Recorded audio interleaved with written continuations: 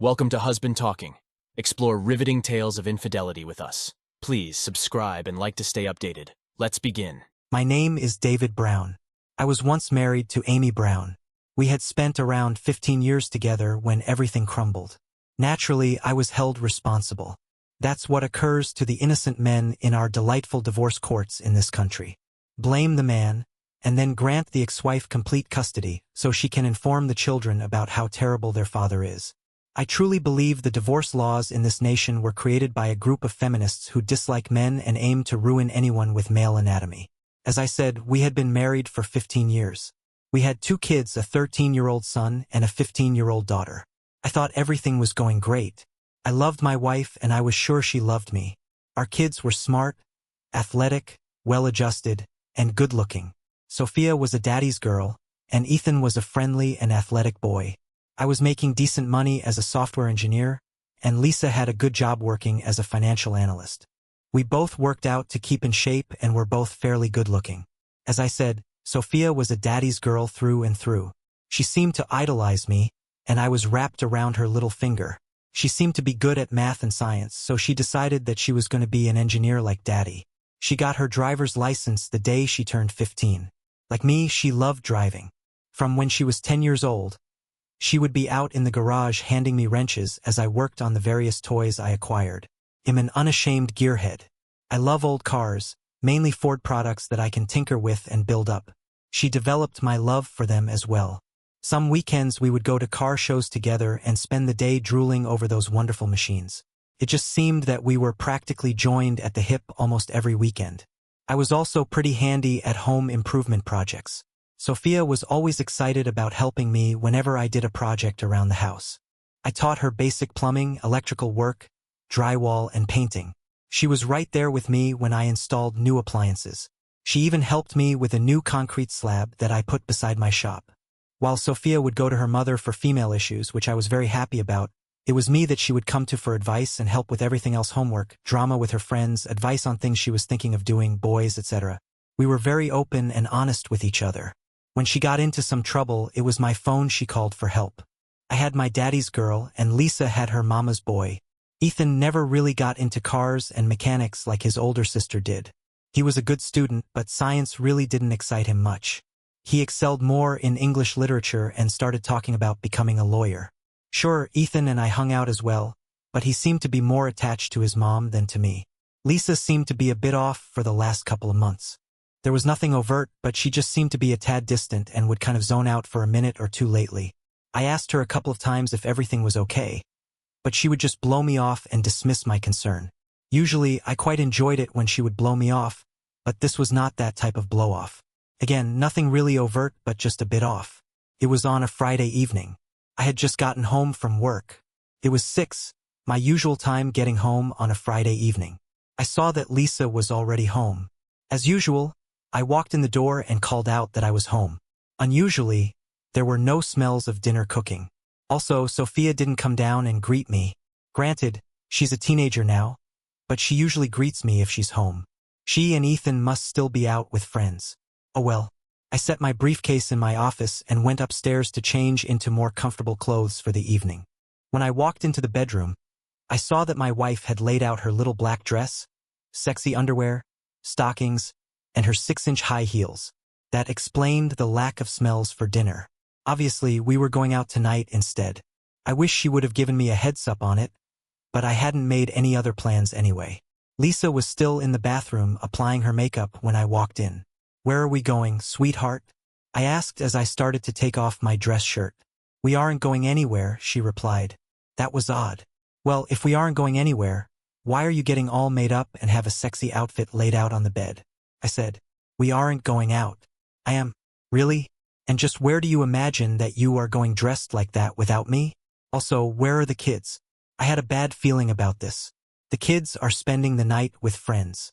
I'm not sure exactly where my date will be taking me, but I most likely won't be home until tomorrow morning sometime. "What do you mean, your date, and you won't be back until the morning?" "Just what I said. I'm going on a date tonight, and if it goes as planned, I will be spending the night with him," she said calmly. "The hell you are. What makes you think for even a second that I will put up with that?" "Screw that. You want to go out and spread your legs. You can wait for the divorce to be final. Stop being stupid. There will be no divorce. I'm just going to do this once. Then everything will be back to normal. I need this night. We've been married for 15 years, and I just need to go out once to prove to myself that I'm still attractive to other guys. If you really love me, you will let me have this night, and it won't even be a blip on the radar. Well, if you really loved me, you wouldn't even consider doing this. I do love you, but I need this. I'm getting older, and I need to feel that I am still attractive to other men, particularly younger men. Ryan is about 10 years younger than me.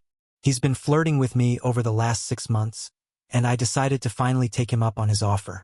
It's just one night of sex to assure myself that I'm still a sexy woman that is attractive to other men. This is just a confidence booster for me.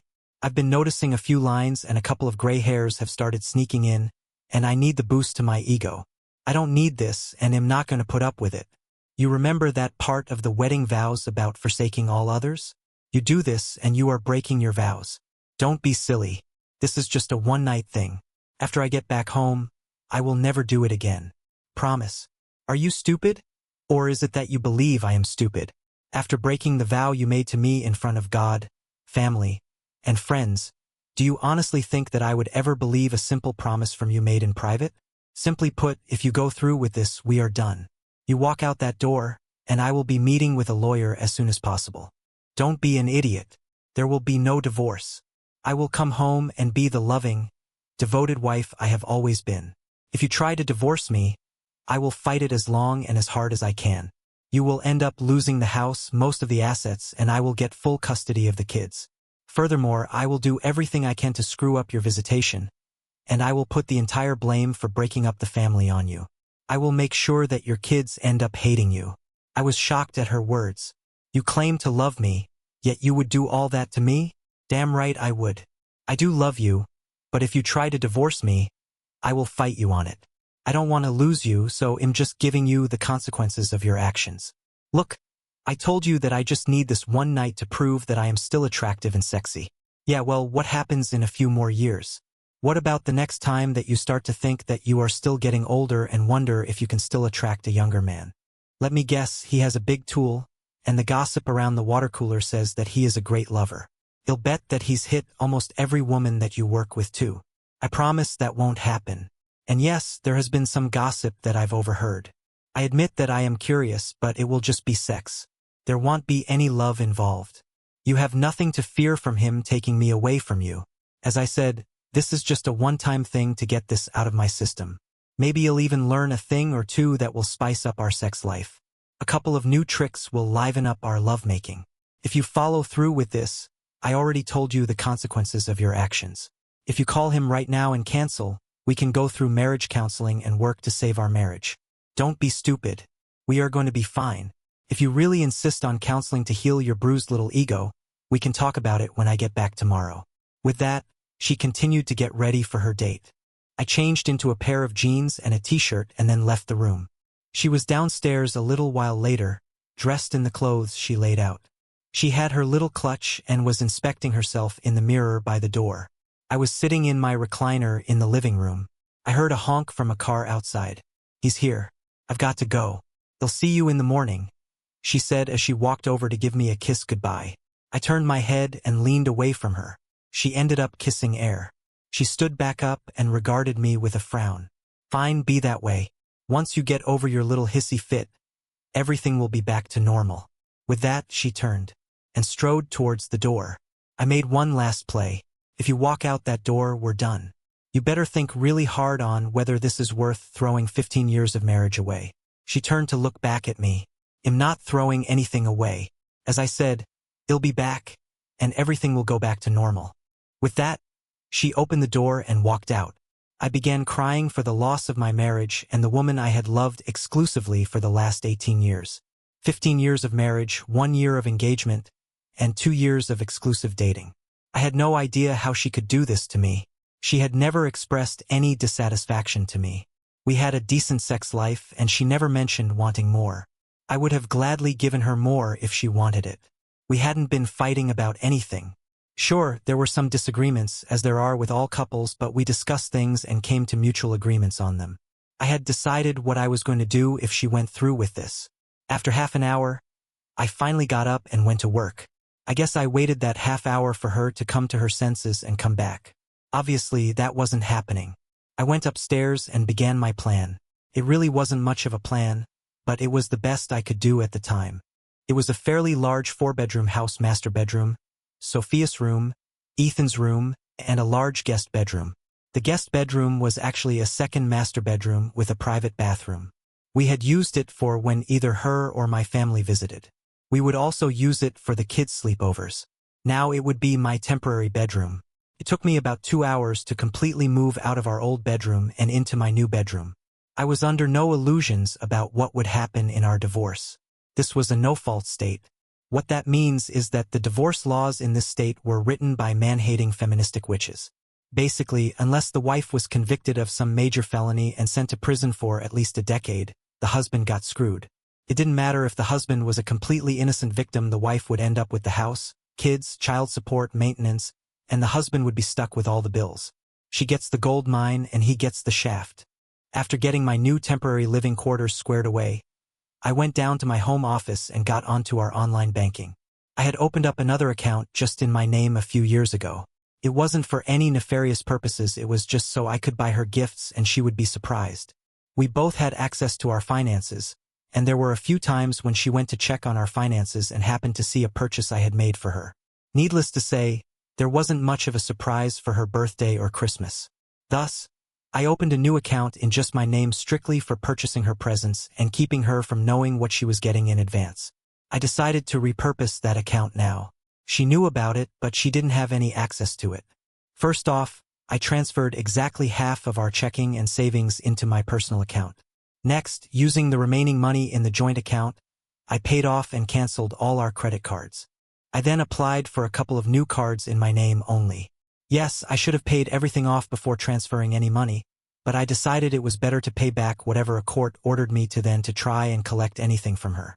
I would transfer my direct deposit from work into my personal account on Monday morning when I got to work. I would also have to call our broker and have our investments split on Monday as well. Having accomplished what I could, I got another tumbler of bourbon on the rocks and went up to my room for the night. I finished my drink as I got ready for bed. It was not a good night's sleep. First off, I had gotten used to sleeping next to my wife. The bed seemed empty without her there. Then it was that my mind simply wouldn't shut off. I kept going over what I could have done to prevent this. Should I have tried to force her not to go out the door, physically restrained her, gone out to the Aholi's car with a baseball bat? A gun? Would going to jail have been worth it? It was a long night. I did doze on and off fitfully, but not much.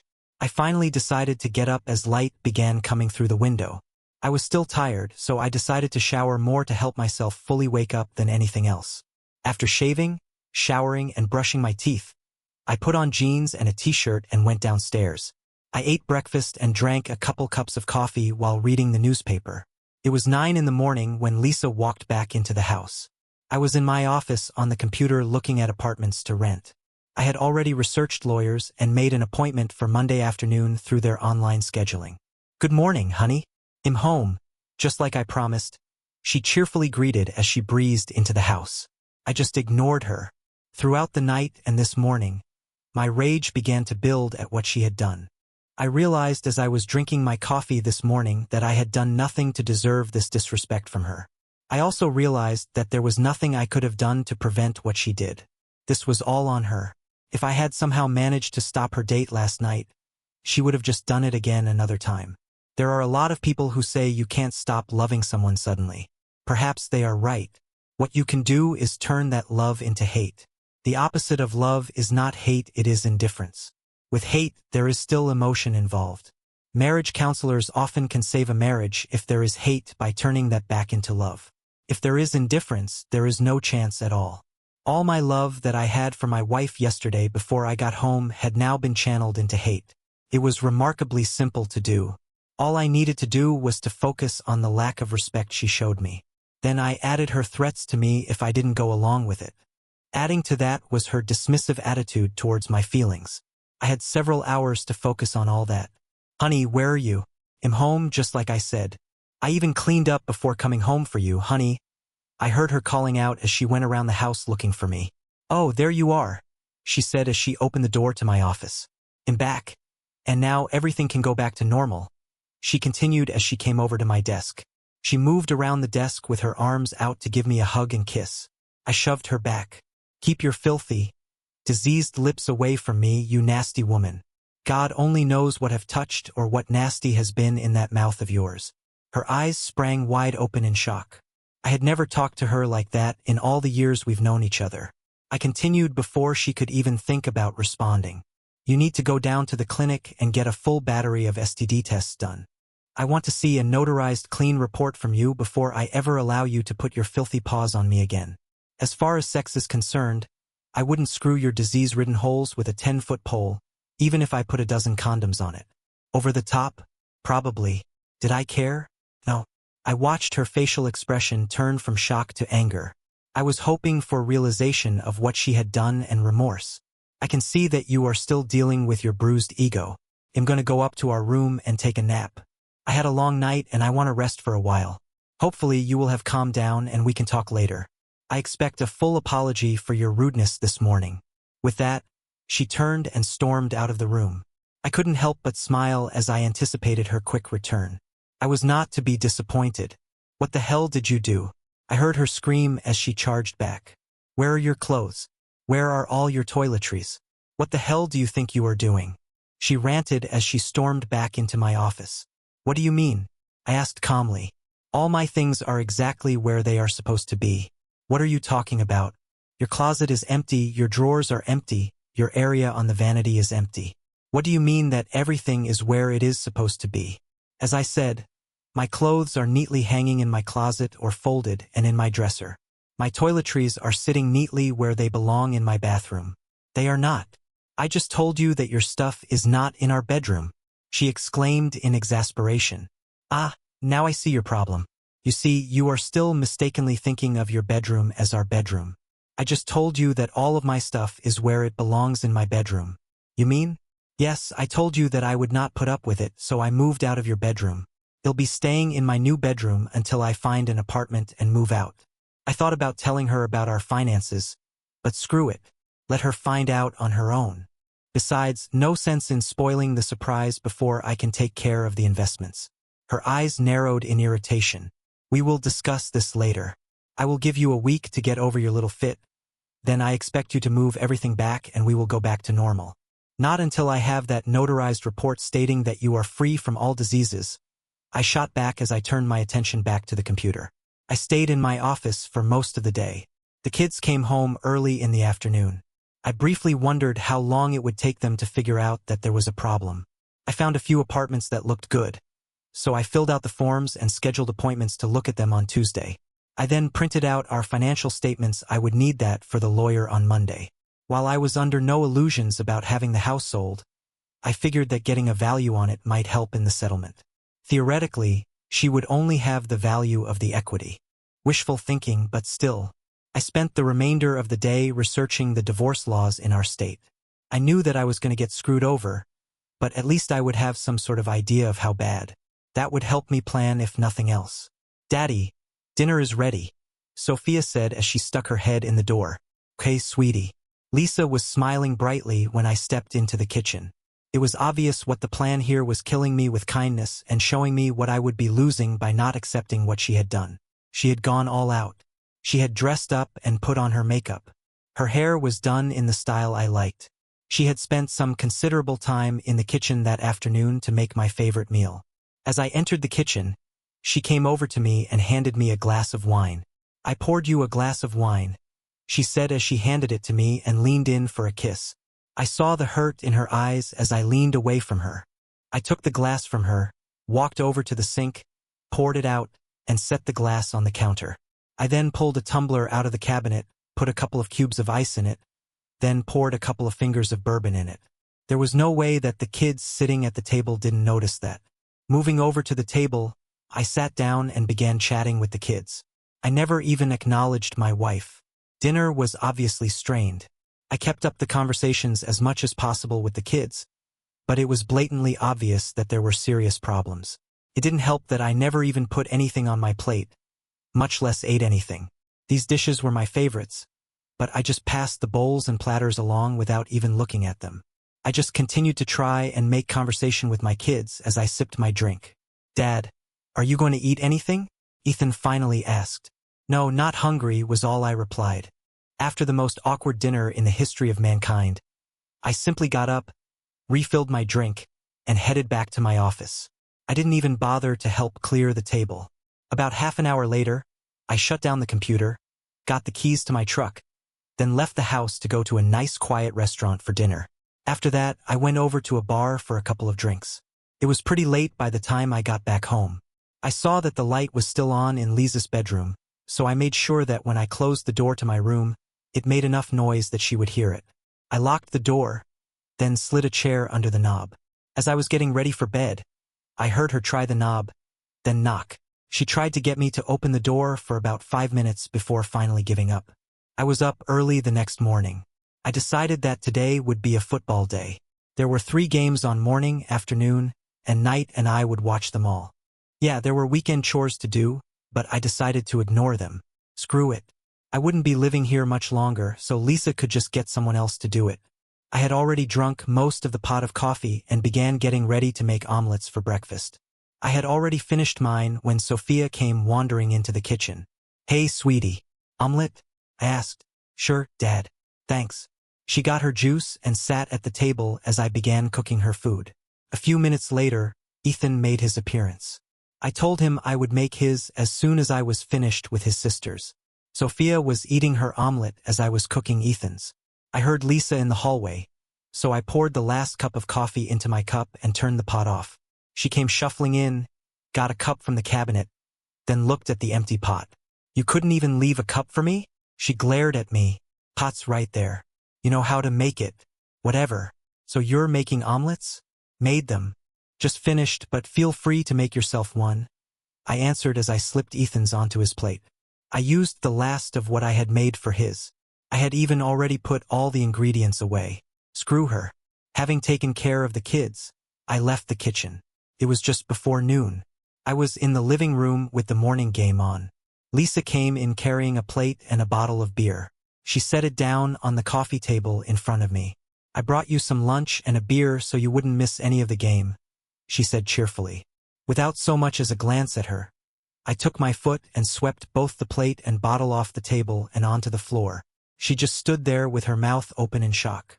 Just then, a commercial came on, so I stood up, walked into the kitchen, and got myself a beer. Yes, I hear all you out there crying about alcohol abuse for spilling an entire beer out onto the floor. I wasn't going to drink anything that she brought me, so it would have been wasted anyway. No, I didn't clean up the mess. She brought it unwanted so she could clean it up herself. I didn't care if it stained the carpet. I wasn't going to be living there very much longer anyway. "We need to discuss this," Lisa began. "Shut up. The game's on," I replied. "For God's sake, you need to do something about your attitude. The kids have already noticed. Bound to happen. I'm sure they would notice after I move out anyway. Oh, get over yourself. You are not moving out, and there will not be a divorce," she insisted as she stormed away. It started later in the afternoon. At least they were nice enough to wait until halftime. Sophia and Ethan came into the room together. They sat on the couch to face me. "Dad, what's going on between you and Mom?" Sophia began. "Well, you may as well know now. Your mother and I are getting a divorce. This has nothing to do with either of you. We both love you. This is just between your mother and me." "But why?" Ethan asked. "Because your mother did something that I just cannot accept.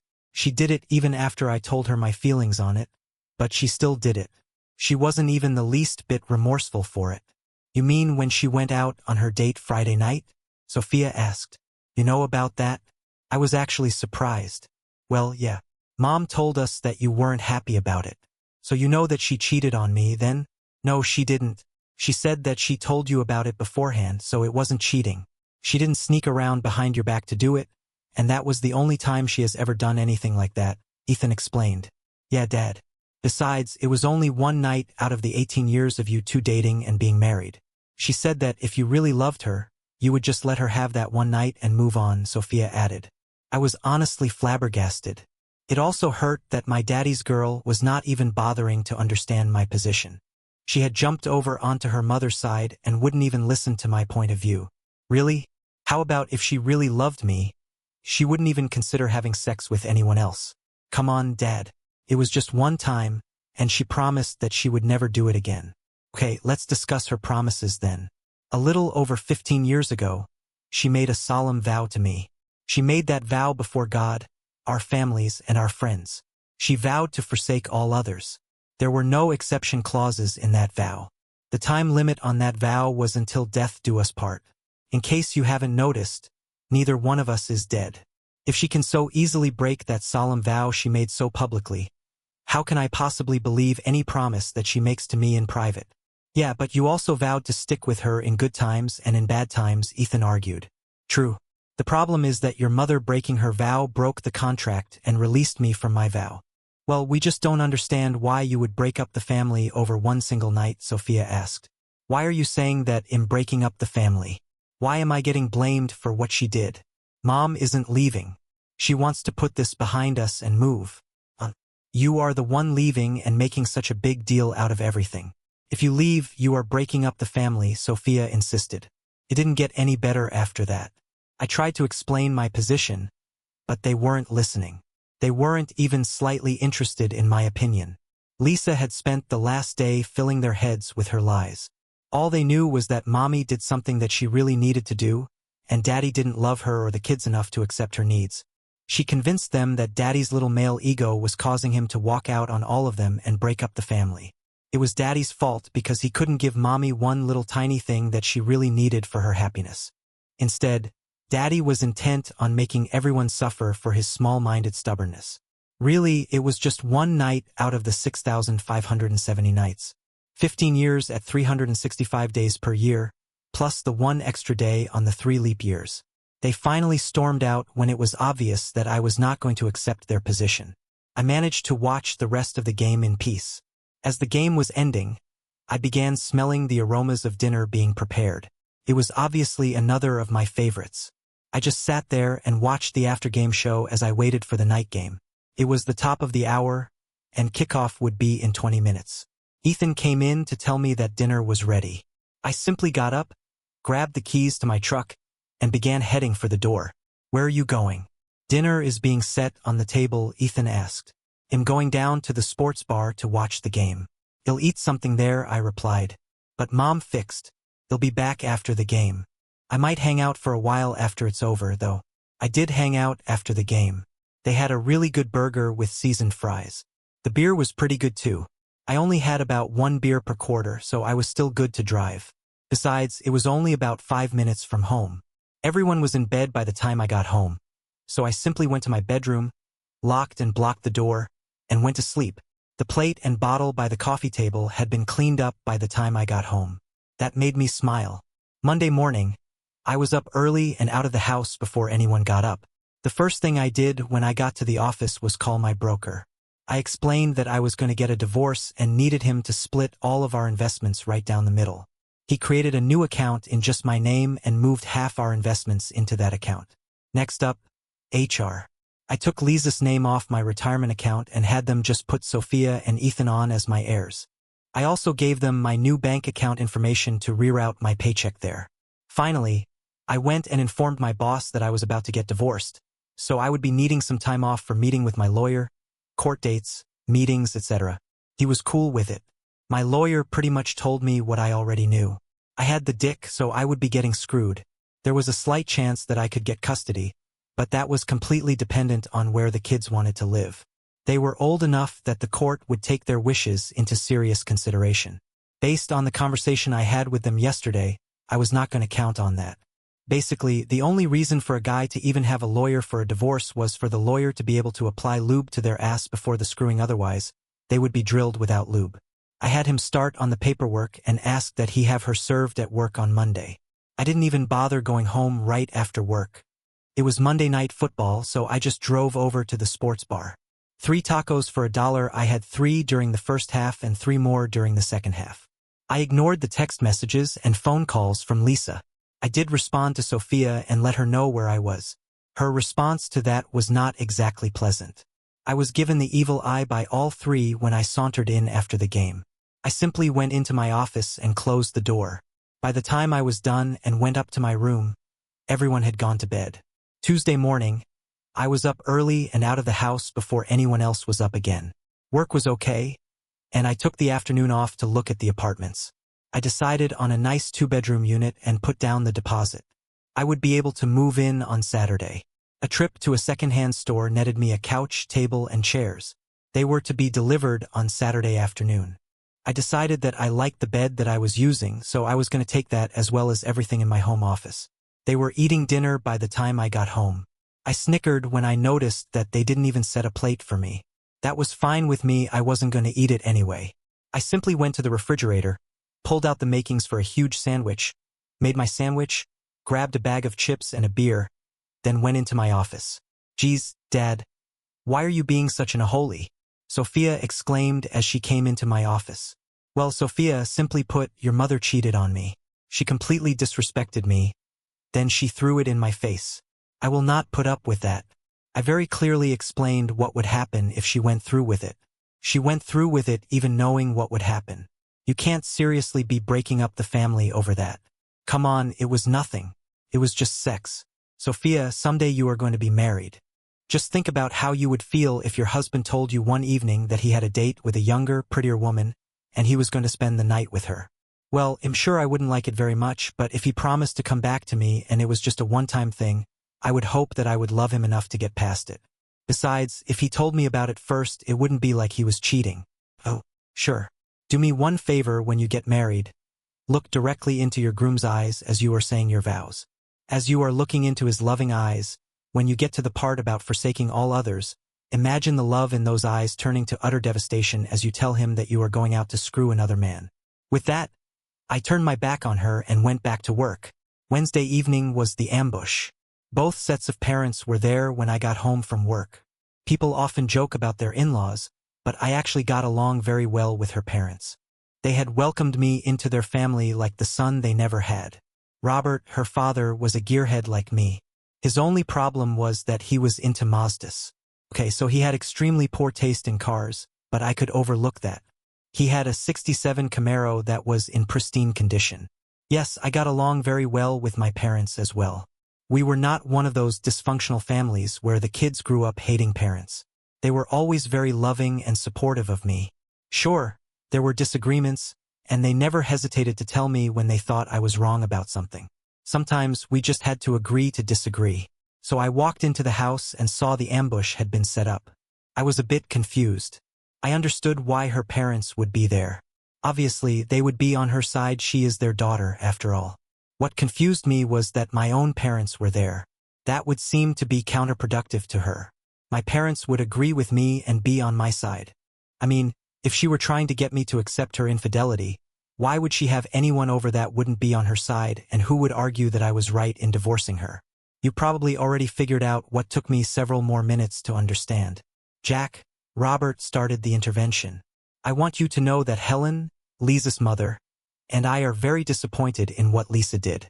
That being said, we think that you are overreacting to this. Yes, she went out and had sex with another man, and that was highly disrespectful to you, especially in the way she did it. Still, it was just one mistake. You two have been together for a total of 18 years. You have 2 wonderful kids together. Think about all of that. Surely you can get over this one small incident. You don't need to tear your family apart just for one mistake. A small mistake? Seriously, this wasn't a small mistake. She didn't accidentally stumble and end up with his pole accidentally impaling her pleasure holes. This was a planned event. They probably planned it at least a week in advance. Then she uses me only an hour before she was leaving, giving me no chance to fight it. This was a deliberate plan to cheat on me. Son, Mom decided to enter the fray. She didn't cheat on you. She told you about it first. What? First off, you are correct that she told me. Told me. She never asked. She just said that she was doing it and I had no say about it. Even when I voiced my strong objections, she didn't care. Speaking of telling, I did tell her that this would happen if she went through with it. Jack, my dad tried. I understand your pain and anger, but think about the family. We love you, son. We will be here to help you heal, but think of what you will be doing to your family. Lisa still loves you, and she has insisted that she won't do it again. We all think that with counseling and some effort you can get past this. Tearing your family apart is not the way to go. We raised you to be a good man. You need to man up and keep your family together. Don't do something stupid that will end up hurting your relationship with your family. Think about your mother and me too. Those are our grandchildren, and we will do whatever is necessary to keep our relationship with them. I just stood there completely stunned. My parents were actually taking her side. They were really telling me that I should overlook her cheating on me. I simply couldn't take any more of this. I turned and walked out of the room and went to my bedroom. Lisa tried to follow me, but I shut the door in her face. 10 minutes later, I had changed into jeans, a casual shirt, and my boots. I never said a word as I walked right through the living room and out the front door. They were still all sitting there trying to talk to me as I walked past. I never even acknowledged them. I simply walked out the door, got in my truck, and went to the sports bar for dinner and a few beers. Thankfully, the house was quiet and dark when I returned about 4 hours later. Thursday and Friday were just more of the same. I completely ignored Lisa, and my kids remained mad at me. I was kind of surprised that Lisa had not yet noticed that the credit cards were no longer working. I'm pretty sure that when she went to do her Saturday shopping, she would figure it out. It was Friday evening, and I had been home for about an hour. I was in my office going through a few things and deciding exactly what I would be taking tomorrow and what I would get later. Lisa opened the door and walked in. She was wearing a transparent nightie, stockings, garter belt, and heels. I have to say, she looked fantastic. The kids are spending the night elsewhere tonight. It's time for you to get over this foolishness and come to bed with me. I want you to make love to me all night. I really need you to take me back. I looked at her for a minute. No thanks. Besides, I have yet to see a report from the clinic verifying that you don't have any diseases. Stop being ridiculous. I need you back in my bed. Your temper tantrum is not accomplishing anything. Now come on.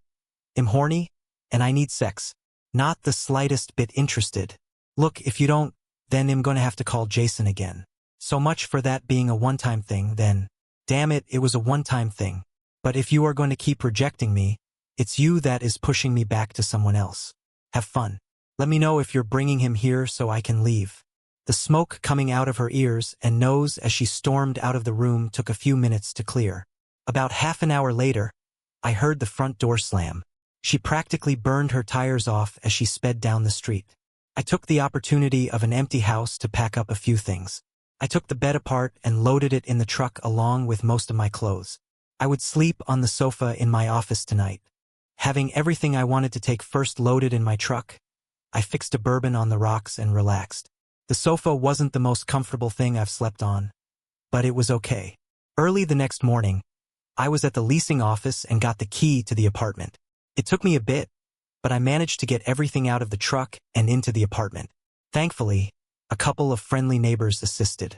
No one was home yet when I returned, so I had a neighbor's teenage son help me load up my desk and office furniture. My computer, printer, and accessories went into the cab. I looked back into the living room and thought, screw it, I'm taking the recliner too. I guess that either no one got home until that evening or no one bothered to look into my office or the spare bedroom. I'm surprised that they didn't notice the missing recliner, though. It was early evening before my phone rang. Seeing that it was my daughter, I answered it. Daddy, where are you? I'm at home, sweetheart. No, you aren't. Your office is cleaned out, the bed and dresser in the spare bedroom are gone, and your recliner isn't in the living room. Besides, I looked everywhere and you aren't here. Plus your truck is gone. You are right, I'm not there. I am at home. I don't live there anymore. I moved into an apartment for now. Maybe after the divorce is final, I'll get another house, but this will do for now. God. Dad. I can't believe that you were being such an a-holy about this. I thought you loved us. I do love you, sweetie. I always have and always will. Just not enough to not abandon us. I'm not abandoning you. You will still be able to see me all you want. They'll still take care of you and your brother. You are abandoning us. You left us and are breaking up the family. Your mother is the one that broke up the family. I told her this is what would happen if she went out on that date. She did it anyway, but she thought you loved her enough to get past that. And I thought she loved me enough to not do it. Fine. Whatever. Then she hung up. Yeah, the divorce was a nightmare. She fought it all the way. Counseling she wanted me to pay. I refused. I argued that if she wanted it, she should pay for it. That was one of the few arguments I won. What a waste of time. The counselor didn't like me very much. I think it had something to do with me telling him that I was ordered to attend, but the judge said nothing about me actually participating. I suffered through all 12 sessions before the counselor finally gave up. She fought over literally everything. That worthless funny poster that was in the garage that she absolutely despised? Suddenly, she simply couldn't live without it. The Bud Light lamp that I accidentally left behind in the office? She hated it, but I had that on my desk since college. It became the piece that she was going to redecorate the office around. Yeah, it was all to make the divorce as hard on me as possible, all the while making it as difficult for me to see the kids as she could. Finally, the judge granted the divorce. I had to continue to pay half the mortgage. She, of course, kept the house. $1,500 a month child support. But I did get every Wednesday evening and every other weekend visitation. What really pissed me off was the $750 a month for 5 years spousal maintenance. It would be voided if she got remarried within that time. I wasn't going to hold my breath. I found out that she had moved Jason in with her before the divorce was even final. So yeah, half my paycheck was going to her. I cashed in some of my investments and bought a small house that was in serious need of repairs. At least I got it cheap. It even had a 1-acre lot. Thankfully, I managed to sneak all my tools out of the garage the week after I moved out. I refused to even discuss them. Most of them I had before we even met. When she pushed, I started talking about all her jewelry and expensive clothes and shoes. The house had electricity, gas, and running water. The roof was on it and the walls were standing. That was good enough for me. I moved in and began working on it in the evenings and weekends. Visitation. Yeah, I was supposed to have visitation. I actually did a few times, too. It was a disaster. Lisa did everything possible to interfere with it. The kids were busy. They went for a weekend thing with their friends. Funny how that was always on my weekends and not hers. Oh, Sophia has dance practice on Wednesday. Oh, Ethan has a huge test on Thursday and needs to study. The few times that I was actually able to have my Wednesday evening visitation, the kids were hostile to me. They still blamed me for everything. Even though I explained my point of view, when the opposition has them as a captive audience literally all the time and I only have an hour or two occasionally, it's a losing battle. After the third time, they flat out told me that they didn't want to see me anymore. Yeah, I could have forced it, but what would be the point? Forcing them to see me would have only caused more resentment. I sent them gifts, cards, and letters for their birthdays and Christmas. They were all returned unopened. I continued to send my monthly checks. I saw they were cashed but never heard a word. Graduation. I assumed they graduated, but I never heard anything about it. I sent a registered letter letting them know about the college funds I set up for them. I did hear back on that no thanks. Lisa had effectively poisoned my kids against me, just like she said she would. I just concentrated on work, the house, and that's about it. I didn't go out or do anything. It's amazing how much money you can save by doing that. As if all that wasn't bad enough. "Hey, Mom," I said when she answered the phone. "Jack, how are you doing?" She responded cheerfully. "Doing as well as can be expected. Anyway, I haven't heard anything about Thanksgiving. Are you hosting it again this year?" There was silence on the other end. "Mom, you still there?" I asked. "Oh well, this is a bit awkward." "Yes, we are, but Lisa, her parents, and the kids are coming over for it. She's also bringing the new man in her life with her. We all just felt that having you here as well would be too awkward for everyone. After all, the kids are still angry at you for abandoning them, and you being here with Lisa and her new man would just make everyone too tense." "Seriously, Mom? You're abandoning your own son on Thanksgiving and inviting my ex-wife and her boyfriend instead?" "Well, we want to keep our close relationship with our grandchildren. Besides, this is your fault. You should have worked to keep your family together instead of tearing it apart. How about coming over for Christmas Eve? Your father and I will be spending Christmas Day at Lisa's house, but we can celebrate it with you the day before." "Forget it. You don't have a son anymore, so save it for the cheating witch and her flying monkeys," I mumbled as I ended the call. I spent Christmas Eve at home watching Die Hard and ignoring the multiple calls and text messages from my mom wondering where I was. I was not in the holiday spirit. I just stared at the packages that I had sent to my kids a week ago. They had been returned to my doorstep yesterday. I did get a wedding announcement after 5 years. Lisa ended up marrying Jason the weekend after my last maintenance payment was made. Ethan's 18th birthday was a year earlier, so I was already done with my child support. Now I was completely free and clear of my former family and my commitments to them. I celebrated by getting drunk. Yeah, not real proud of that, but screw it. I had worked my butt off and given them all the love I could, only to be rejected and treated like crap. Now that all my obligations to the witch and her 2 ungrateful devil spawns were completed, I decided to just put them out of my mind as much as possible. They obviously didn't want any sort of a relationship with me, so I would just forget about them as much as possible and move on. Well, except for one thing that had always bugged me. I had to keep paying half the mortgage on the house. Sure, that ended when Ethan graduated from high school, but my name was still on the deed. I think Lisa was under the mistaken impression that the house was hers free and clear. The divorce only said that she got to live there until the children graduated from high school. Now all bets were off. I had a right to half of the assets, and that was a pretty big asset. I contacted my lawyer. To start off with, when we divorced, the house was appraised at around $200,000 with about $130,000 in equity. That was 5 years ago. Since then, we had been faithfully paying on the mortgage, and property values had gone up significantly in our area. By doing a bit of research online, I estimated that the appraised value was now around $320,000, and the equity was more along the line of $280,000. Yes, we only had $40,000 left on the note. Why was I doing this? Well, obviously for the money, of course. Who couldn't use an extra 140 grand? Besides that, there was the fact that it would totally piss Lisa off.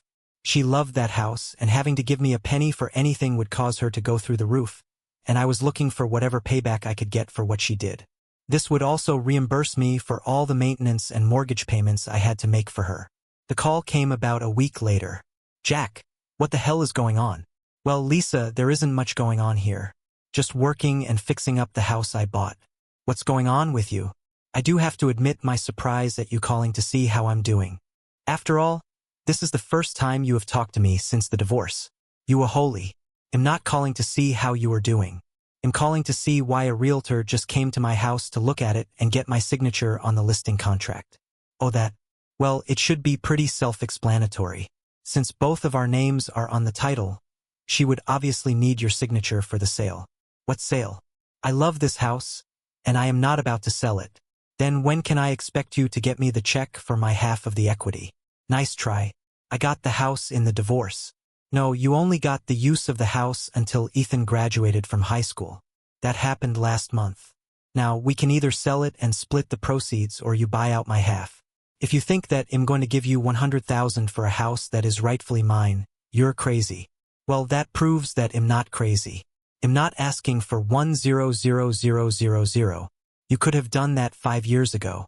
Now, since the equity in the house is more like 280,000, my half comes to 140,000. Factoring in all the expensive furniture that you just had to have, let's just round that to an even 150,000. You're insane. I'm not giving you a dime. She screamed as she hung up the phone. Yes, I was laughing after she hung up on me. Yes, my lawyer did take his cut, but it was worth it a couple months later to see her face as the judge ruled in my favor. I even managed to convince the judge to make her pay the court fees as well as my lawyer for having me take her to court over something that should have been handled out of court. The house appraised for more than I estimated. With the value of the furniture, I ended up with 175,000. They ended up buying me out instead of selling. I was to find out later that it was mostly Jason's money that was used to buy me out, which leads me to believe that he had a good bit of money set aside before they got married. That kind of surprised me because I thought he was just another office worker. I guess he had some investments or something. It was about a year later when I finished restoring my 1972 Chevy truck. Yeah, I made it a bit more radical than originally intended, but it was a beast. A big block 454 with a bored-out carburetor, new forged crankshaft, 10-1 pistons, a nice heavy cam. I had the heads ported and polished, then had the valves done with double springs, then a blower to top it all off. Yeah, I would probably be passing more gas stations than tire shops, and I would pass very few gas stations. I chromed the valve covers, polished the aluminum on the blower, and used all steel braided hoses. Popping the hood almost required sunglasses. The first time I took it out on the road, I almost wrecked it. I was on the freeway and decided to punch it. Big mistake. The back tires broke loose instantly. I barely managed to hold it straight before I was able to let up off the gas. Note to self: press down slowly on the accelerator pedal. I drove a bit more carefully after that. It was a few weeks later that I saw an advertisement for a car show that was open to the public. Thinking that would be fun, I filled out the form and paid my entry fee. When the day came, I loaded up the '72 Chevy and drove over to the park. I checked in and was assigned my spot. As I was setting up, I noticed a really nice 1968 Challenger parked beside me. I set up my shade structure in my area behind my truck. A couple of chairs and my cooler finished my setup. That's when I noticed the attractive redhead setting up chairs behind the Challenger. Yes, I said redhead as in singular. She looked about my age. There was one very significant thing that I did not see. I did not see a guy with her, and I did not see any ring on the third finger of her left hand. Of course, I looked. "Good morning. I like your car," I said cheerfully. She looked up from what she was doing. "Thanks. I like your truck too," she said. "Thanks. Have you been to many of these?" "This is my first one. I mean, I've been to car shows before, but only as a spectator. This is the first one that I've ever entered anything in. My name's Jack, by the way. Well, this is the third time I've been in one. My ex took it to a few before, though." "I'm Rachel," she said. "In that case, when you are done, why don't you come join me in the shade? I have a cooler full of drinks, and I could use any information on these shows I can get." We ended up hanging out most of the day. We would occasionally get up and talk to someone about our vehicles, but it was a very pleasant day. No, I didn't win any awards, but I still had fun. I learned that she had divorced her husband 3 years ago because she caught him cheating on her. He was cheating with his boss wife. She made a deal with him. She would give him all the videos as long as he signed the Challenger over to her. She told me that would really hurt him, and she wanted him to keep his job so he could keep paying his child support and maintenance to her. It was a double win for her. Besides, his boss was in a hole, and she didn't really care if his wife was hanging the horns on him. We were having such a nice time that I didn't want it to end. When the show was wrapping up, I offered to take her to dinner at the Red Lobster a couple of blocks away. She accepted, and we drove over. I didn't really want to be a downer, but she asked, and she had told me her story. I hit the highlights. I did tell her that my kids took my wife's side and had nothing to do with me anymore. "You mean that she cheated, and your kids blame you for divorcing her?" Rachel was astonished. "Yeah." I tried to explain things to them, but she had already poisoned them against me by that point. Rachel put her hand on my arm. "I'm so sorry for you, Jack. You seem like such a nice guy, and you didn't deserve any of that," she said sincerely. I decided to change the subject to something more pleasant. We ended up talking and laughing for another hour. We seemed to have a real connection. We exchanged numbers, and Rachel seemed agreeable to meet up with me again.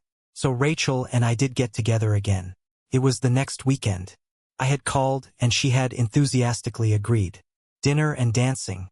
I got a kiss on the cheek when I walked her to the door. After 2 more dates, I invited her over to my house and cooked her dinner. I had learned to cook pretty well after my divorce. Food Network, a few YouTube videos, and a lot of trial and error. I do make a really good lasagna, so I went with that. She seemed to like it. She really liked my house.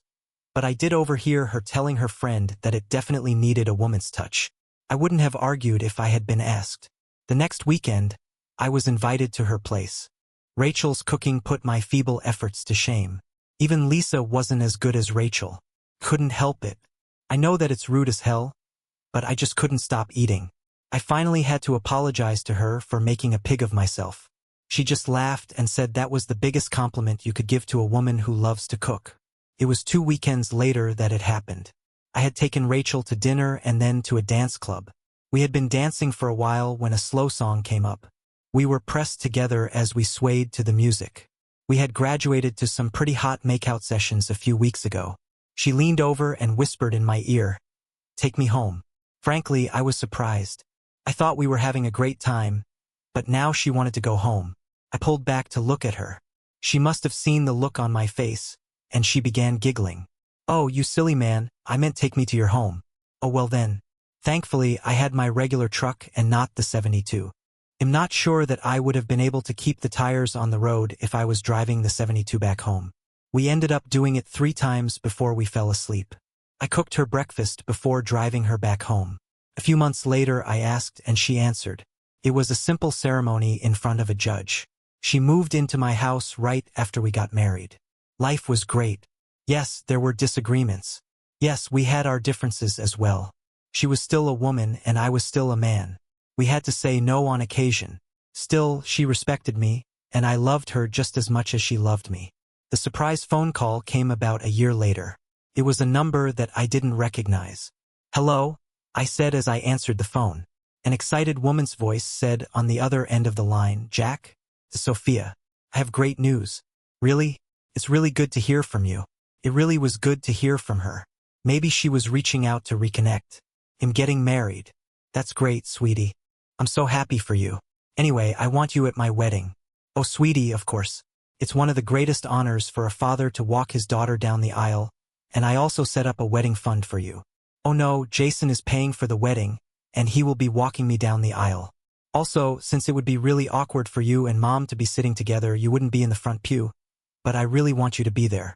Jason, as in the scumbag that 3-0 you call mother cheated on me with? She actually married that piece of..."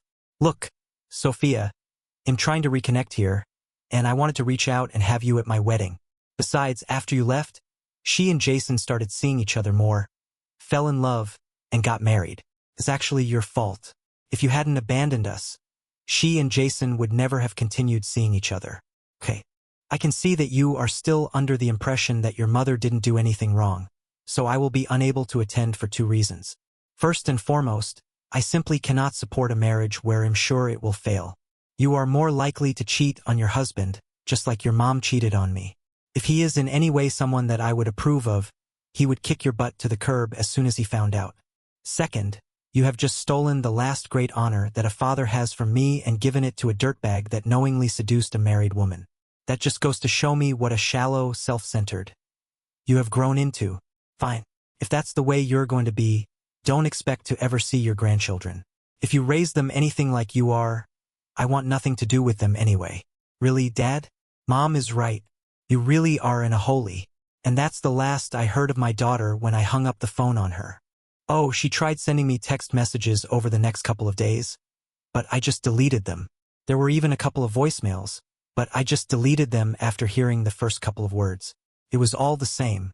It was just my ex-wife's words in my daughter's voice.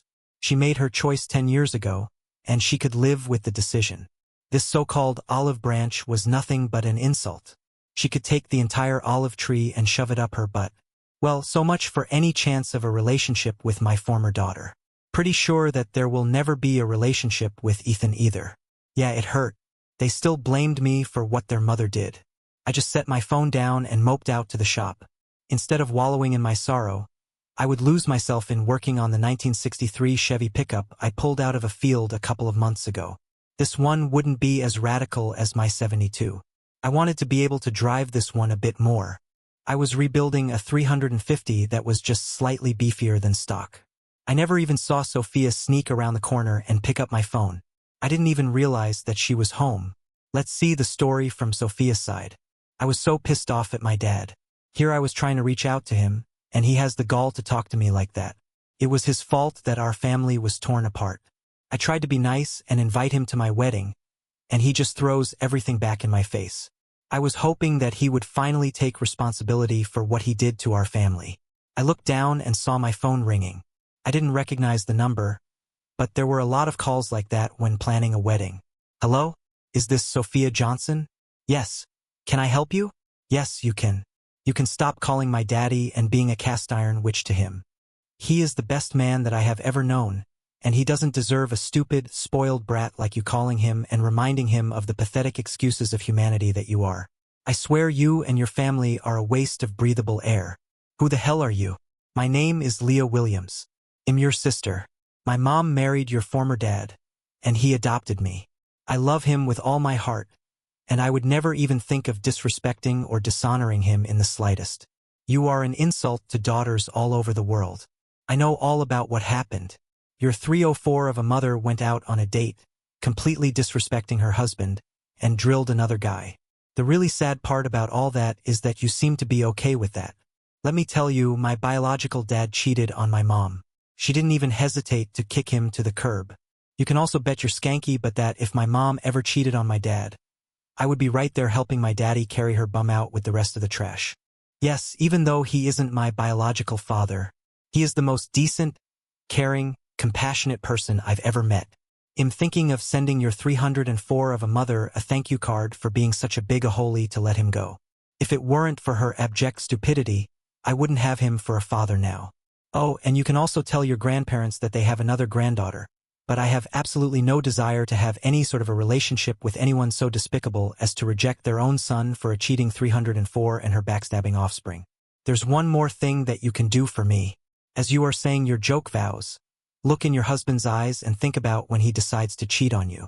When he actually does cheat on you, call me and tell me about it so I can laugh my butt off at you. Have a crappy life, sis. She hung up. I just stared at the phone in shock. First off, I was surprised to hear that my dad got married. You would think that he would at least send his children an invitation.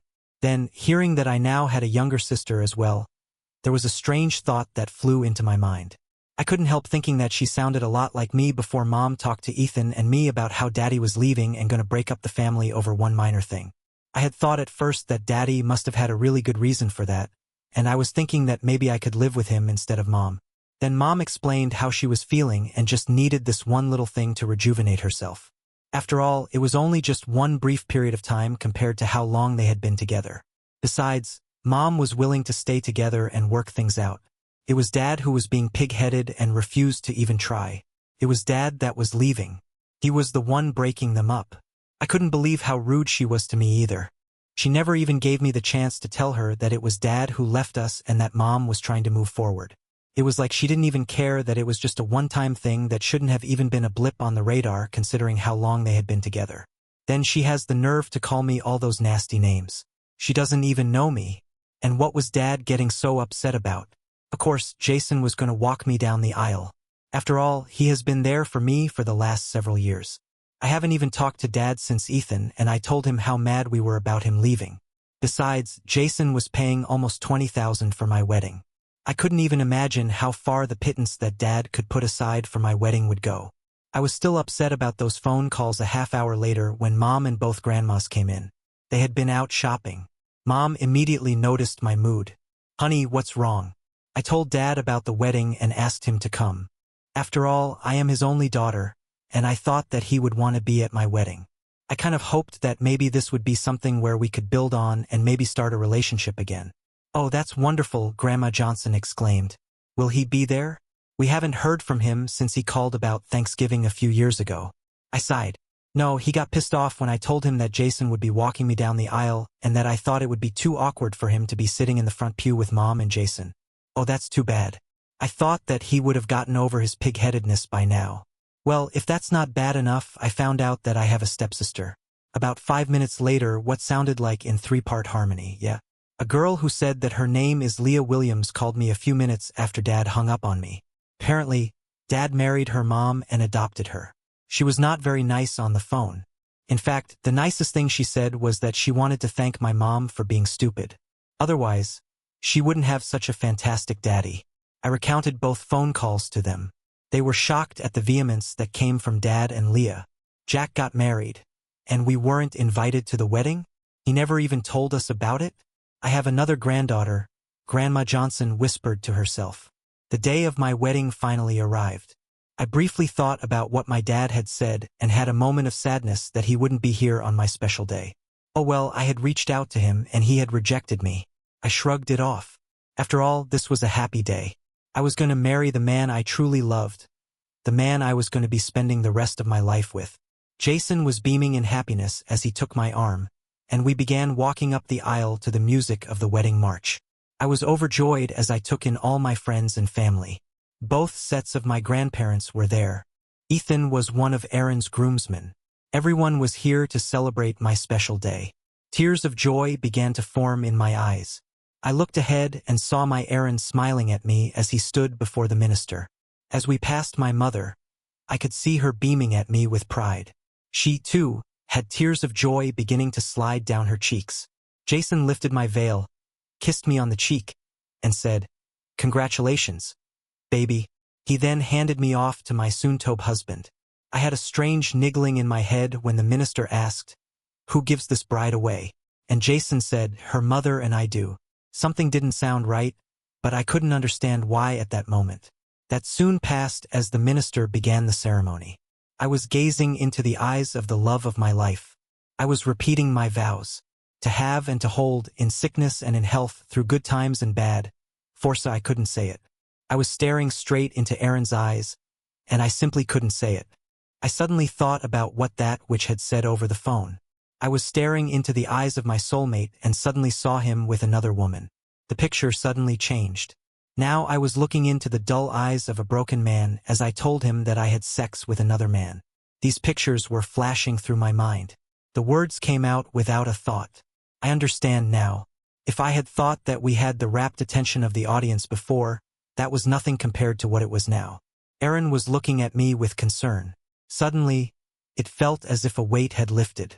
I got the biggest smile on my face that I had ever had. "I finally understand," I said to Aaron. "That's really great, Sophia. But what do you suddenly understand?" "Absolutely everything," I answered. Then I got serious. "Aaron, do you really love me?" "Of course I love you. How can you even ask that?" "I have to ask that because I can't marry you today."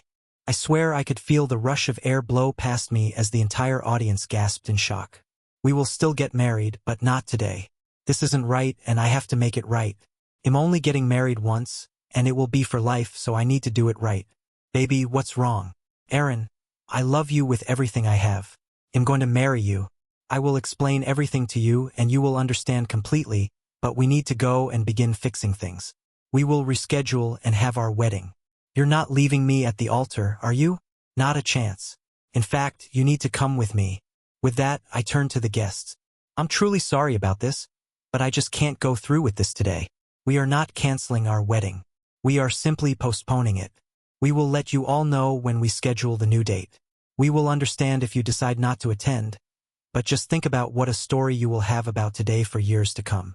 Wouldn't you want to show up next time to see what happens then?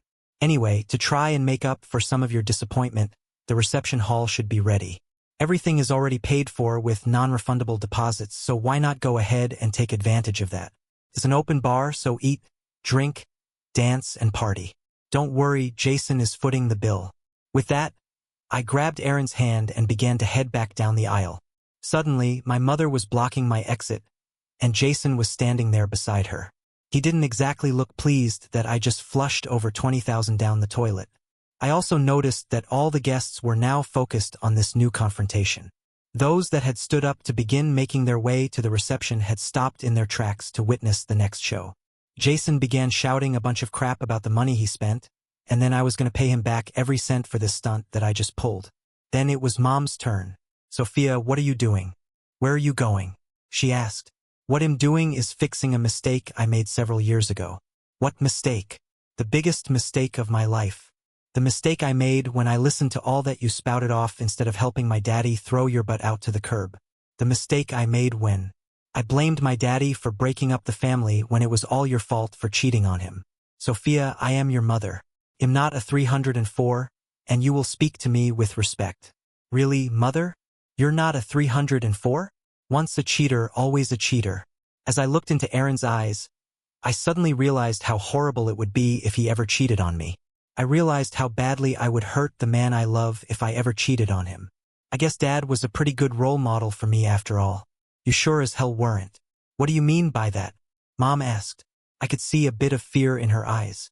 "Seriously, Mom, do you think that I don't know about your Wednesday afternoon workouts with Jim Davis, your personal trainer? How they always happen at his apartment instead of at the gym. Funny how you only go to the gym to see Jim.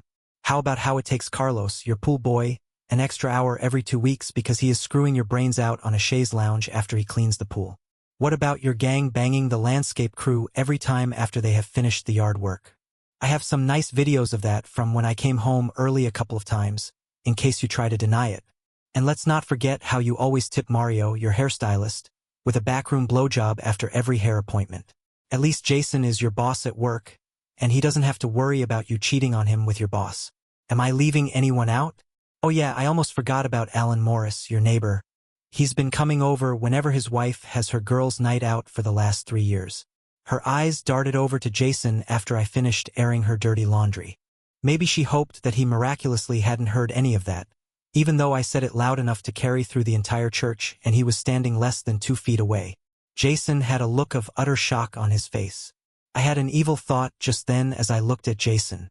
Oh, and Jason, in front of God and all these witnesses, I vow with the same commitment that my mom had when she made her wedding vows that I will pay you back for the money you spent for this wedding. We all know how she keeps her vows, so you can fully expect me to honor that vow as much as she honors hers. Yeah, he shouldn't hold his breath waiting for so much as a dime. Seeing that Mom was distracted, I pulled Aaron down the aisle. I made a quick stop to talk to the videographer. Yes, he caught the entire thing on camera. He had a big smile on his face as he handed me a copy of the video. He was set up to make a duplicate copy just in case something happened to the original. I quickly scribbled my signature on a release form to allow him to post it on YouTube. I was hoping that it would go viral and increase my mom's shame. Aaron and I dashed out to the parking lot. He had driven his car here, and our bags were in the trunk. We were planning on switching them to the limo before leaving the reception. His brother was going to drive it back to his apartment after the reception. I smiled, knowing that Daddy was really going to like Aaron as I slid into the passenger seat. I got instantly aroused as he turned the ignition, and that huge 440 tri-power engine rumbled to life. Sure, it wasn't GM, but the 1969 Challenger was still a beast. Where are we going? He asked as we roared out of the parking lot. Go west on 156. They'll find the address and put it in Waze. I answered as I began working my phone. It wasn't difficult. He wasn't really trying to hide, after all. I knew the town he lived in, and a search of property records gave me the answers I needed. It was about 2 hours away.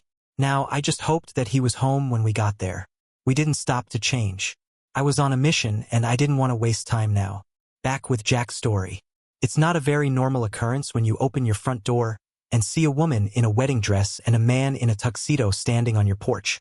I mean, if you happen to be a minister and actually lived at the church, I suppose it would happen occasionally.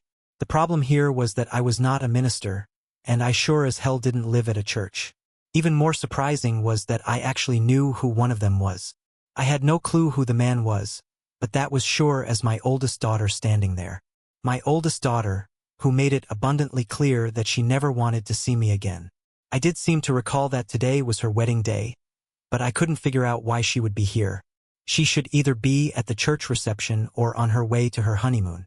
Standing on my doorstep was the last place she should have been. Daddy, can I talk to you for a minute, please? She asked in a very small voice.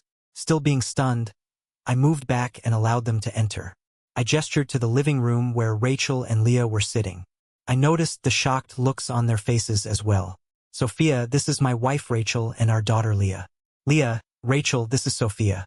I'm sorry, but I do not know who the guy with her is, though. Oh yes, Daddy, this is my fiancé, Aaron Jensen. Aaron, this is my daddy, Jack Williams, his wife, Rachel, and my sister Leah, Sophia introduced. Fiancé? I thought that he would be your husband by now. Didn't you get married a couple of hours ago? I was confused. That's what I need to talk to you about. I couldn't go through with it today. I can't get married unless my daddy walks me down the aisle. Daddy, I finally understand. You were right. You were always right. I'm sorry for being caught up in Mom's and blaming you. It was Mom that threw everything away, not you abandoning us. I'm sorry for everything that I said and did. You didn't deserve any of that. I won't make any excuses for my behavior because there really isn't an excuse except being young, foolish, and listening to the wrong people. I just hope that you can somehow find it in your heart to forgive me and to let me back into your life. I really, really want to marry Aaron. He is a really great guy, and I know you are going to like him. I just can't marry him unless you agree to walk me down the aisle and give me away. Well, this was completely unexpected. I probably should have focused on other things, but there seemed to be an elephant or two in the room. Even though I was really happy that my daughter had decided that I was not the Aholy who abandoned them and wanted me back into her life, my overriding curiosity at the scene before me demanded some attention. So, Sophia, did something happen at the wedding? I mean, you are wearing your wedding dress and Aaron is in his tux, so I'm assuming that you were actually at the wedding. She looked down at herself, then over to her fiancé. Oh yes, we were actually about halfway through the ceremony when I had an epiphany here. she said as she handed me a CD. Maybe you should watch this as Aaron and I change into regular clothes. Aaron ran out to the car and grabbed his suitcase while Rachel showed Sophia to a bedroom for them to change in. As that was happening, I set up the video player hooked up to the big screen in the living room. As soon as Sophia and Aaron were set, Rachel came back and sat beside me while I pushed play on the remote. It started off as a typical wedding ceremony. The groomsmen escorted the bridesmaids down the aisle, then split at the altar. Aaron came in with the minister, ring bearer, then flower girl. Finally, Jason was escorting Sophia to the altar. It was all pretty typical until Sophia began reciting her vows. Even that was normal to a point. Suddenly, she seemed to have some trouble talking. It seemed that she was stuck on one word. She did it. I can't believe that she actually did it and that it actually hit her like that, Leah whispered to herself. I was about to ask her what she was talking about when Sophia stopped trying to say her vows and changed everything. We watched the video as she stopped the wedding and then confronted her mom. I was shocked at her revelations. Apparently, her cheating had escalated after she married Jason. Sophia and Aaron had changed and returned to the living room by the time that the video ended. I just couldn't go through with it. I was looking into Aaron's eyes and realized how hurt he would be if I did to him what Mom had done to you. I finally understood what forsaking all others really meant and that Mom broke that vow. That's when I realized how badly she had dishonored you and that I was dishonoring you by getting married without you being in the place of honor you deserve. I mean, how can I make those solemn vows in a ceremony where the two most dishonorable people I know are in a place of honor? How can those vows have any real meaning when the most honorable person I know is not involved? I realized that if I was to really mean those vows that I am taking, it needs to be my daddy, the person who actually taught me values and integrity, that walks me down the aisle and gives me away. I decided that when I marry Aaron, it needs to be you there, not Mom and Jason. Sophia paused for a minute, then smiled and looked over at Leah. Besides, I need my little sister to be one of my bridesmaids. It was your kick on my butt that woke me up. I remembered what you said to me when I looked into Aaron's eyes as I was trying to recite my vows. How can I possibly get married if you are not standing up there for me? This was a lot to take in. We talked for several more hours. I hadn't known that Leah had gotten Sophia's phone number from my phone just after I went out to my workshop after Sophia had called me that day. She went into her room and called Sophia on her own phone a few minutes later. It got late, so I had them stay in the guest bedroom for the night. Sophia had a couple of phone calls throughout the evening. She ignored the calls from Jason and Lisa, but a couple of her friends called also. It seemed that several of the guests took her up on the offer to party away on Jason's dime. He tried to cancel it, but it was too late for him to get his money back. By the time he got to the reception venue, there were already a few dozen people taking advantage of the open bar. The food was already being prepared as well, and all the servers, bartenders, and DJ were already there and working. Jason finally gave up, got a drink, and moved to a table in the corner to drown his sorrows. Ethan sent her a video he had taken on his phone when his mom went over to try and talk to Jason. It didn't look like it went very well. There was a lot of yelling from Jason. The words cheating 304 took a big part of the conversation. It looked like that relationship was about to end as well. Ethan said that he did manage to cancel the flight and resort reservations, but he was stuck with a $20 cancellation fee for late cancellation. Since Sophia and Aaron had already taken the time off work for their honeymoon, they stayed with us for the entire week. I got to reconnect with the daughter that I thought I lost. I also got to know Aaron. He's a great guy with strong moral values. It was a bit strained at first since the only things he had heard about me were lies told to him by my ex-wife, son, and daughter. Well, not entirely lies, but more embellishments of the truth that painted me as the bad guy for abandoning my family. There were also a few relevant facts that were left out of those conversations as well. After the truth began to come out, he warmed up to me more. It helped when I showed him my shop and my latest projects. Even though he was more into the classic Dodges, we both appreciated each other's vehicles. Hey, we are both gearheads. At least he wasn't one of those wimpy guys that drove an automatic. His Challenger had a manual transmission. About halfway through the week, a new wedding date was made. It was going to be at the same venue on the same weekend a year later. This time, I would be paying for it and walking her down the aisle. Also, Rachel was drafted to help with the wedding. Yes, Leah was going to be a bridesmaid as well. Sophia and Aaron called everyone in the wedding party and gave them the updates. Well, everyone except Lisa and Jason. Over the next several months, Sophia and I worked hard on rebuilding our relationship. Aaron and I also got to know each other better. We went to several car shows, entering Rachel's Challenger, my '72 truck, Aaron's Challenger, and even had Leah enter a 1974 Firebird that I got for her. Sophia and Aaron came over and spent a couple of days with us a couple of times a month. Ethan even showed up a few times. It was harder with him because he was always closer to his mother than me, but we rebuilt some of our relationship. I think he did it more for Sophia than me, but he'll take it. Besides, he always had a bit of news from home. Speaking of which, it was not going very well for Lisa and Jason. Jason had moved out and filed for divorce. The good news for Lisa was that Jason filed under irreconcilable differences instead of adultery. That meant that the harsh penalties of the prenup wouldn't be enforced. He filed that way to get it over with faster and without a fight. The good news for Jason was that he had a prenup. The prenup specified that all the assets he had before getting married were off the table. Lisa would get half of the assets built during the wedding, but there wasn't much of that once the assets from before the marriage were factored out. She would basically just get to keep the house and get about $50,000. As far as the house went, Jason did try to get a piece of it, but he didn't have any proof that he had a claim. Sure, it was his money that was used to buy my share out after my divorce, but there was no real proof of that. Apparently, he took out a business loan for his company to come up with the money but never documented what exactly he used the money for. Also, they never added his name to the title of the house. Since it was Lisa's house before they got married, she refused to even discuss it. Jason ended up paying off the loan with nothing to show for it. By the time he realized that he wouldn't be getting his money from the house back, it was too late to refile under adultery.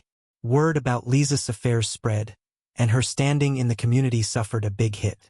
Her friends began avoiding her, and the invitations to parties, charity events, and other events dried up. Even worse for her, since she didn't work and relied on Jason's money, her financial situation suffered enormously. Jason learned an expensive lesson. He was out a couple $100,000 from buying out my half of the house. He was out another $20,000 for the wedding that fell apart. He also had to pay Lisa $50,000 in the divorce. Then there was the humiliation. Lisa was angry that her affairs were publicly revealed and that Jason was divorcing her the way he did. She began telling her remaining friends that she cheated on him because he had such a little dick and didn't even know how to use it properly. That kind of gossip spreads like wildfire. It didn't take long before every woman that he tried to pick up in a bar would simply laugh at him. He became something of a recluse, only going to work and straight home. His social life evaporated. "Ready, Daddy?" my oldest daughter asked. No father is ever really ready to let go of their daughters, but I am honored to do this for you, I replied. The doors opened. The music began and filled the church. I stepped, beginning with my left foot, and proudly began walking my daughter down the aisle. I did a quick glance, and my smile got bigger. My ex-wife was sitting in the 4th row. My wife Rachel was at her place of honor in the 1st row. I would be joining her after I took care of my last important honor for my daughter. Who gives this woman to be wed? As her father, I give her to be wed. I spoke loudly. Love you, Munchkin, I whispered to her as I gave her a kiss on the cheek before handing her off to Aaron. Yes, I neglected to mention my ex-wife. No, it was not all my idea. Sophia asked me to do it that way. I then turned, walked over, and sat next to my wife. To have and to hold, in sickness and in health, through good times and bad. Forsaking all others, Sophia practically screamed the last part out. Then, with a brilliant smile, she finished her vows. It was a beautiful ceremony. Cheers went up as they kissed at the end. I looked down from the head table. Rachel was right beside me. I saw Lisa sitting at a table off to the side. She didn't really look happy. Every time she looked up and saw Rachel sitting in her spot, she scowled. I did notice that she was taking advantage of the open bar. Jason had not been invited. I really don't know if he would have come even if he had been. My last great accomplishment for my daughter was complete. I had walked her down the aisle, given her away to be married, gave a beautiful toast to the newly married couple, danced with my daughter to the father-daughter dance, then danced with my wife while my daughter and her husband and his parents danced to the second song. My obligations were complete. I was sitting at the table beside my wife. My younger daughter was out dancing with one of the posse of boys that were vying for her attention. Pardon me, Rachel, is it? May I borrow your husband for this dance? I heard a familiar voice behind me request. My wife Rachel, and I turned around to face my ex-wife. Rachel eyed her for a moment before responding. Just make sure you return him to where you found him. She looked at me. I trust you, it's her I don't trust to not try anything stupid. I led Lisa out onto the floor. They started up a slow song. It wouldn't have surprised me if she had requested it just for this purpose. I was careful to keep a bit of distance and not pull her in tight. We danced for a bit before she started talking. You were supposed to give me that one night. We should have moved past that and gone on like normal. This was supposed to be the two of us together today, and you were not supposed to have gone out that night. You should have known me better than to think that I would have been okay with you cheating on me, no matter how many times you did it. I didn't cheat. I told you about it before I did it. I didn't sneak around behind your back. Whether you told me or not is immaterial. The fact that you had sex with someone else is cheating. Besides, I never gave you permission. I told you not to do it, but you did it anyway. I never wanted this. I just wanted that one night. Then we could have been together forever. You know that you are the only man I have ever loved. There was never even the slightest amount of love for him. Besides that, the sex wasn't even that good. He was selfish and he wasn't even as big as you are. Then why did you marry him? Because you divorced me. Sure, I didn't love him, but I liked him okay. After you left, I didn't want to be alone. I thought that I might grow to love him, but I could never get over you. I did all that to you because I was pissed that you left me. I still loved you, but you wouldn't even talk to me. After that one night, I realized that you were everything I would ever need, and I would never go out with another man again. So why did you cheat on him then? Because he was a dud in the sack. I thought that I could train him, but he refused to take any advice. He would just stick it in, pump for a few minutes, spurt, then roll over and fall asleep. When I couldn't take that anymore, I found a couple of other guys that could actually give me what I wanted. I had no idea that Sophia knew anything about it. Even if I knew that she knew about any of it, I would never have figured that she would throw me under the bus like that. I'm sorry for you. We had a really great marriage, but you threw it away for one night of mediocre sex. I don't suppose there's any chance. I couldn't help laughing. Not just no, but hell no. First off, even if I wasn't married now, what you did in poisoning my kids against me killed any possibility of us ever getting back together. Now I am married again to a woman I love, and I have another daughter that I love as well. The best I can offer is civility when we are at the same place and at any events with our children and grandchildren. Thankfully, the song ended shortly thereafter. I didn't talk to her again that night. She couldn't afford the mortgage payments on the house, so she ended up selling it and moving into a small apartment. She got enough money out of the house to be able to live on if she was careful. She did go out with her friends occasionally, but as far as I know, she never had another relationship. Jason ended up living alone as well. Sophia and Aaron had a long, loving marriage. They had 3 kids, 2 boys and 1 girl. Ethan eventually got married to a sweet girl as well. They had 2 daughters. As far as I know, neither one cheated on the other. There are those who believe that I should have sought revenge on Lisa and Jason. The reality is that there was really nothing I could do to hurt them without either going to jail or having it blow back on me. I decided to just move ahead and live my life as best as I could. There is a saying, the best revenge is a life well lived. I did that and let karma handle the rest. Karma is a bitch, and her stripper name is Vengeance. Jason and Lisa were not burned, but they did not escape unscathed. No, I didn't have anything to do with it, but I still feel good about myself. I have my wife, my daughter, and my 2 other children back in my life. I am surrounded by people who love me. I have a good life. Ready, Daddy? My daughter asked. No father is ever really ready to let go of their daughters, but I am honored to do this for you, I replied. The doors opened.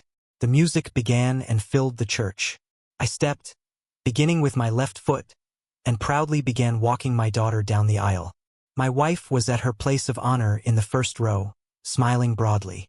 I would be joining her after I took care of my last important honor for my daughter. Don't worry, Daddy. I'm going through with this today. I talked to Sophia, and I'm doing it right the first time, Leah assured me. Thanks for watching. Do you think David made the right choice? Or could he have handled things differently? Let me know in the comments, and don't forget to like and subscribe for more stories.